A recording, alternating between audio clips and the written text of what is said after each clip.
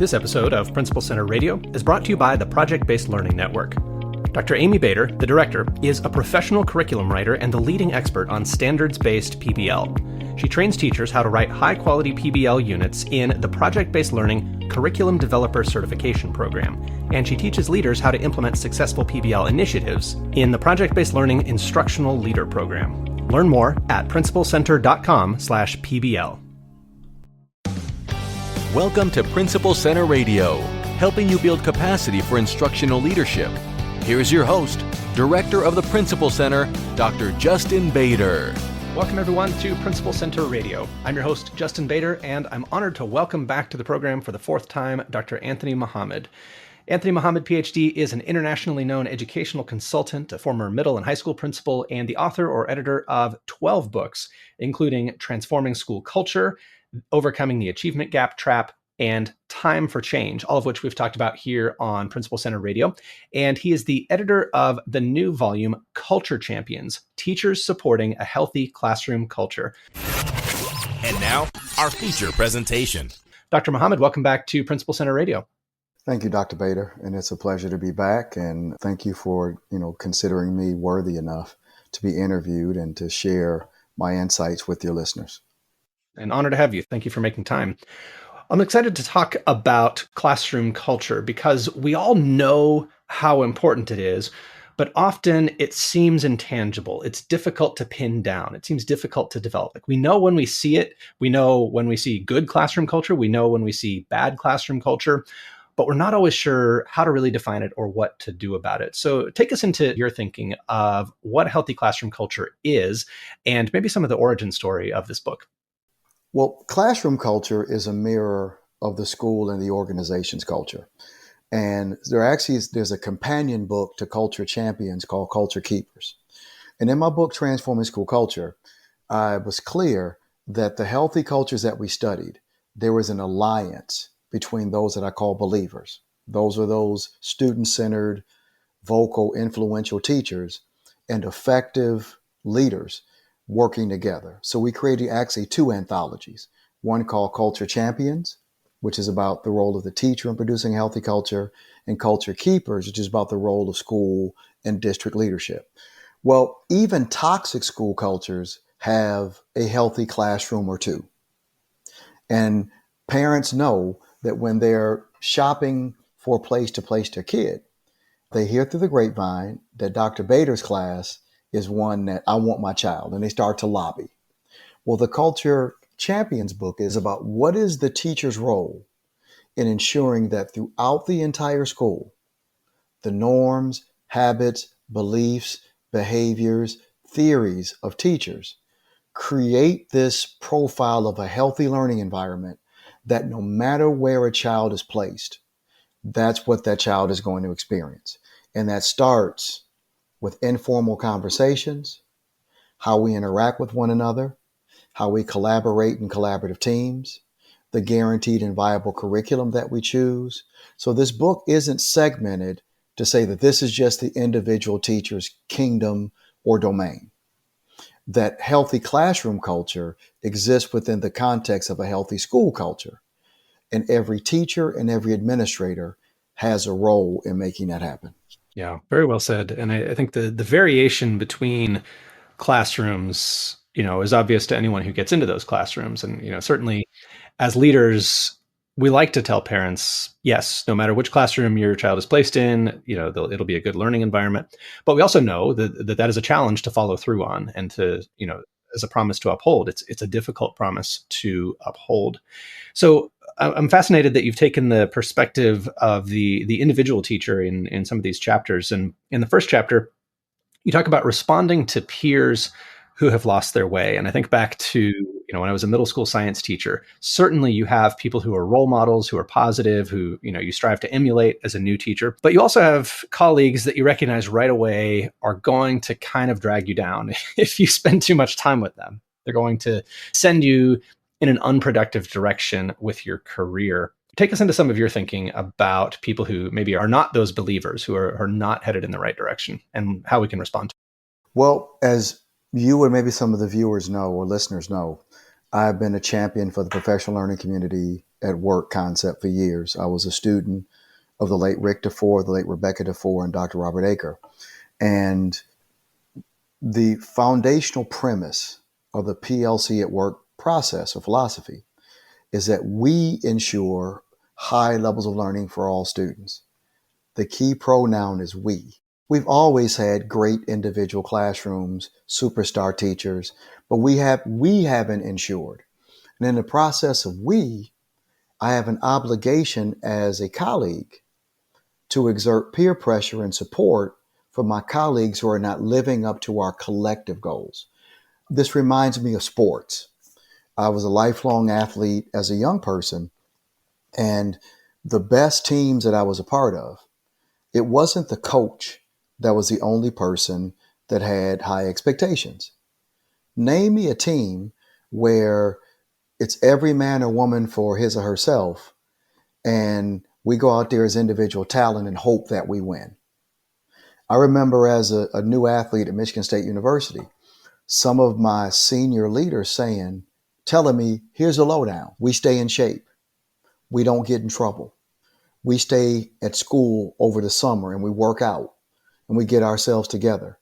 If the coach was the only person who upheld a high standard, that's going to be a really poor team. What's been kind of a part of our culture, Dr. Bader and listeners, that we've been taught that as a colleague misbehaves or underperforms or acts unprofessionally, that's not my problem. But yet, when I ask faculties, what is your strength as a faculty? Well, we all love kids. Well, wait a minute. Your behavior doesn't validate that. If we all love kids, then we'd be courageous enough not just to congratulate and honor people who are doing the right thing, but have the guts to be a critical friend to those that aren't. And it doesn't mean that you have authority or you have to be rude or abrasive or unprofessional. It could be as simple as, hey, Justin, we really need you to really be a stronger member of this team. In the last 3 or 4 meetings, you've been a little bit late and it's kind of thrown off our agenda. Can we count on you for the next meeting to be here on time? Do we need to send you a reminder? Do we need to come pick you up? Being a critical friend is an important part of developing a healthy culture. And I don't want us to develop in our field this misconception that when a colleague is unprofessional, that's somebody else's problem. You don't have to have authority to have influence. The best teams exhibit high levels of peer pressure and high levels of intrinsic accountability. And that's what that chapter is dedicated to, giving teachers the tools to say the things out loud that people are thinking in private. I think that's so powerful, especially as we think about leadership turnover.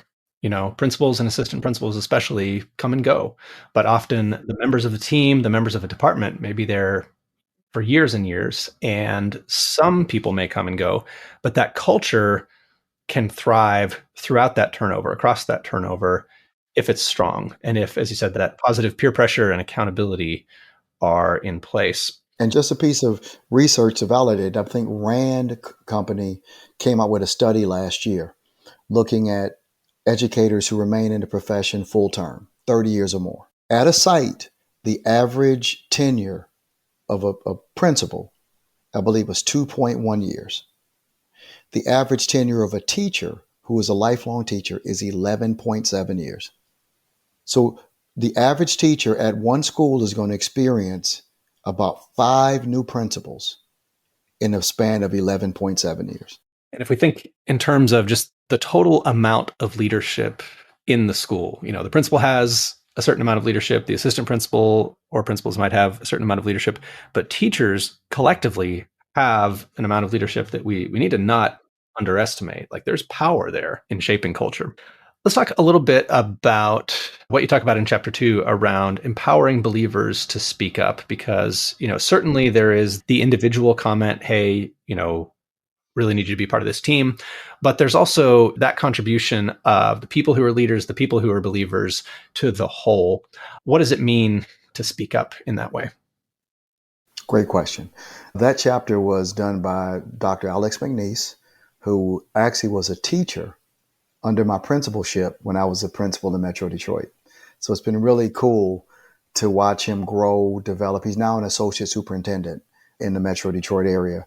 And probably, if not one of my top associates, he's right there. He knows my work inside and out.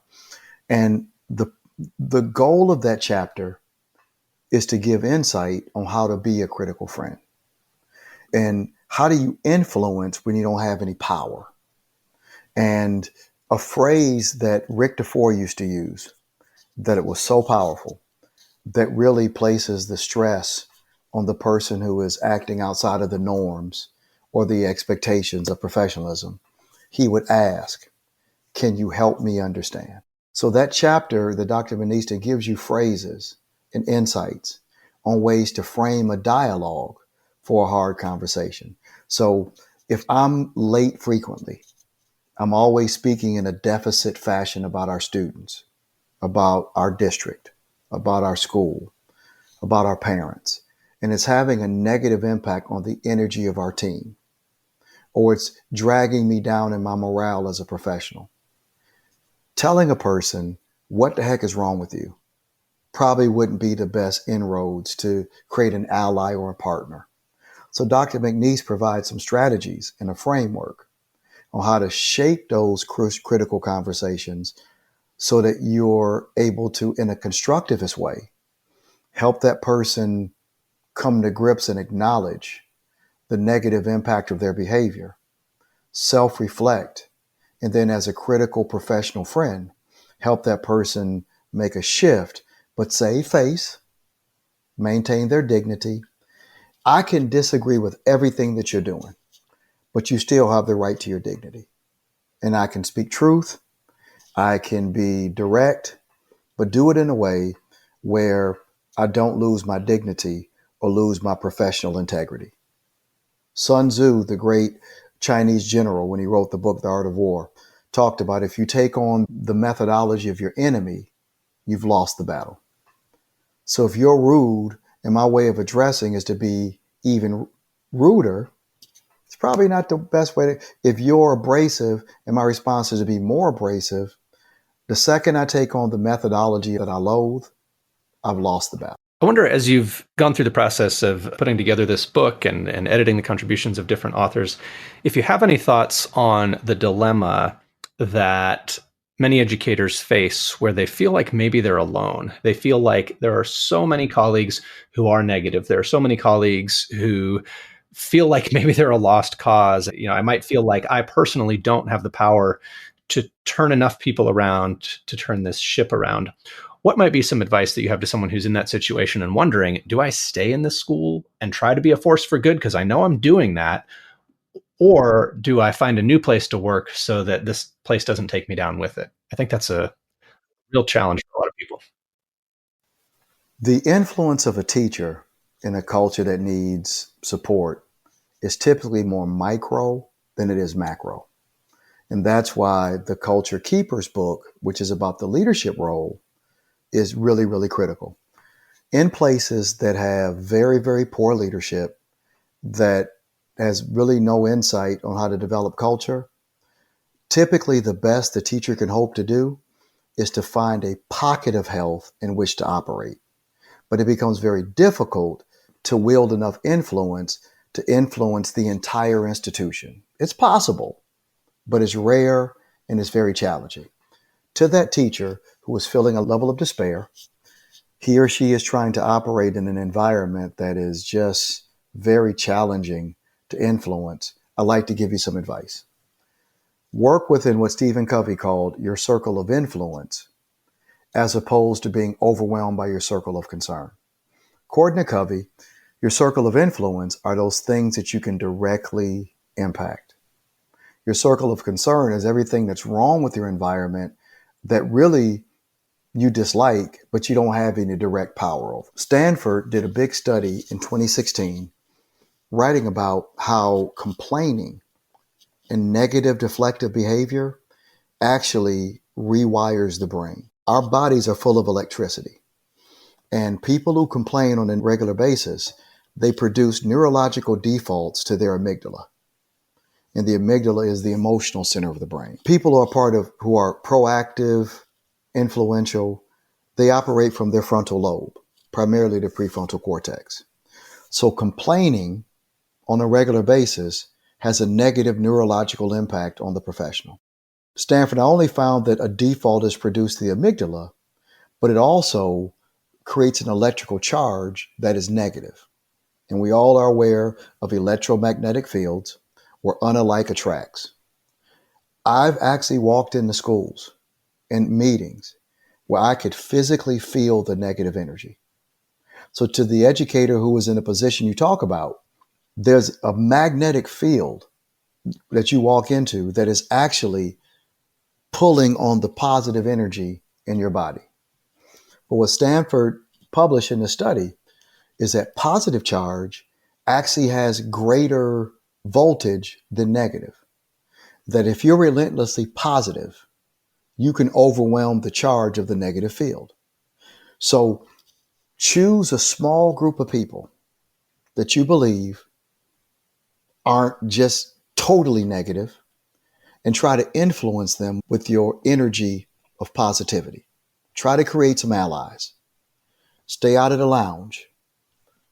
If you're a part of a negative conversation, try to divert the conversation quickly so that it doesn't spiral into this negative force field this magnetic field that you are operating in. I would also encourage that person with their external influences like social media, intentionally pick social media groups on LinkedIn, Facebook, X, who support the types of ideologies that are part of your core values.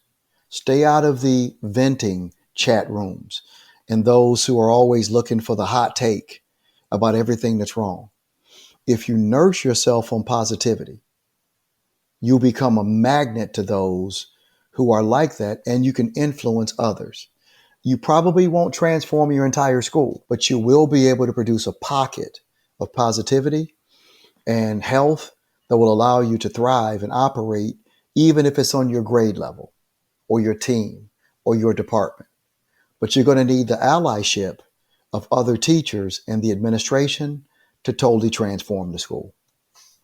Very well said. Lots of good advice there. And it really strikes me that, we don't really get to choose our colleagues, right? Sometimes we're going to have colleagues that we wouldn't have chosen.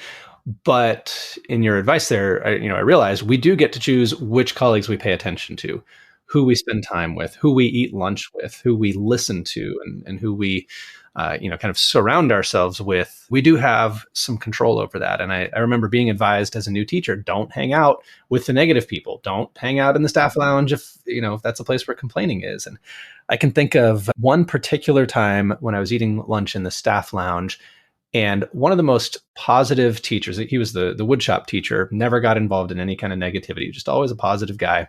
His job was just as hard as everybody else's, but he always had something positive to say. And I didn't really have a lot, of professional reason to interact with him. We didn't have any, kind of shared business.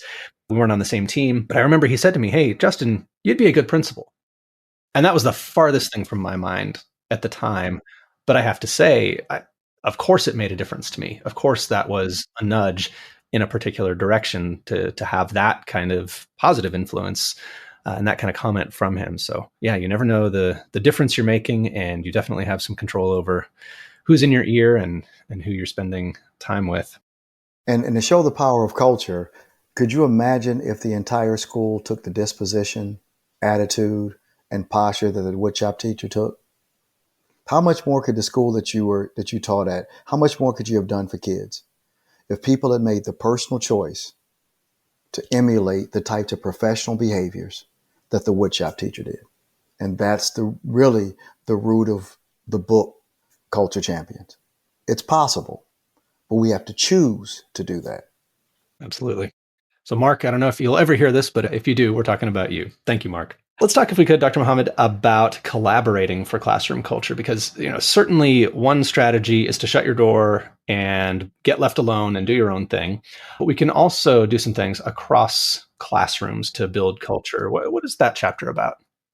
Well, the whole concept of collaboration, a lot of it goes back to the work of Peter Senge and the fifth discipline. And Senge's assumption was, or his observation was the best organizations he studied, they were highly collaborative and they collaborated around the critical work that people did in an organization. Well, teaching is a very challenging profession. And it's one that Bob Marzano would point out you get better at the more you do it. But isolation doesn't give you a way to really give you a standard of excellence to measure yourself against. So if I'm working in isolation, I can think I'm the greatest teacher in the world because I have no comparison point. I have nobody to support me. But if I have a group of educators who have a common set of learning objectives, common set of goals and objectives for students, now I have a team to support me.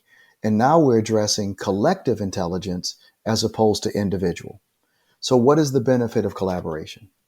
Number one, it helps you test ideas and theories in a way that you can have folks who are engaged in the same work test various theories and hypotheses and engage in action research and be able to share with one another. I tried using technology for this learning target.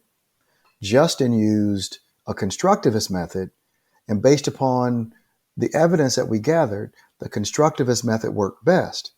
Now I just, by virtue of opening up my door, I just added an effective tool to my toolbox. It also allows you to share the load. So in the PLC at Work process, teachers answer 4 critical questions. They align critical learning outcomes. They assess together. But here's the cool part. Once we gather evidence, we share the load in either supporting kids who need extra help or extending students who are ready for extension. So not only do I get to learn from Justin, Justin shares with me my responsibility as a teacher. And now they're not my kids and Justin's kids, they're our kids. And I don't have to feel like I have to do everything by myself. My colleague Mike Maddles said years ago, it's unfair to expect one teacher to be everything to every student by his or herself. But I like the chances of 4 or 5 people trying to do that, pooling together all their experiences, all their intellect. You accelerate the development of each teacher by their proximity to one another. And in this environment, with high teacher turnover, long-term subs, and teachers who are alternatively certified, I believe it's almost malpractice to not develop a collaborative culture in schools because we have to shorten that learning curve and help accelerate teachers who may be novice, who may not have gone through the traditional preparation program. I thought I was a great teacher till I started collaborating with other teachers and I realized how much I didn't know, and my progress as a professional accelerated because of it. It reminds me of the old saying, you can either get 20 years of experience in 20 years, or you can get 1 year of experience 20 times. And I think a lot of the difference is if you're working with other people or just, shutting your door and doing your own thing for 20 years, that's probably going to be 1 year of experience 20 times over. So much power there. And I hear that a lot in small schools where I'm the only woodshop teacher, where I'm the only cosmetology teacher. Well, that's good. But you're not the only cosmetology teacher in the state of Washington or in the state of Michigan. Wouldn't you grow in learning cutting edge cosmetology techniques or auto mechanic techniques, testing different tools and resources if you periodically collaborated with other people who did that job? You're both going to bless each other with what you bring to the table. Working alone is more convenient because there's no drama, there's no conflict, there's no disagreement. I'm always right when I'm by myself, but I have to become vulnerable enough to want to grow. And that happens through creating a relationship with others who are engaged in the same endeavor that I am. I wish we had more time to talk about every chapter in the book, but Dr. Muhammad, if you could have one hope fulfilled from this book, what would be your wish as to the impact of this book on the profession? Is that teachers would take back their power of positive influence. As I've witnessed teachers since COVID, and it started before COVID, I see many who've lost their efficacy, who've lost a lot of hope. The data's showing it. I believe at last count there were 57,000 unfilled teaching vacancies, about 170,000 vacancies filled with those who are either not certified or certified in a topic other than what they're teaching. Our profession, I fear, is losing its soul. And if we're waiting for an outside source to bring back our inspiration, whether in Washington, D.C., or our state capitol, or the Board of Education, or the community at large, you're going to be waiting a long time.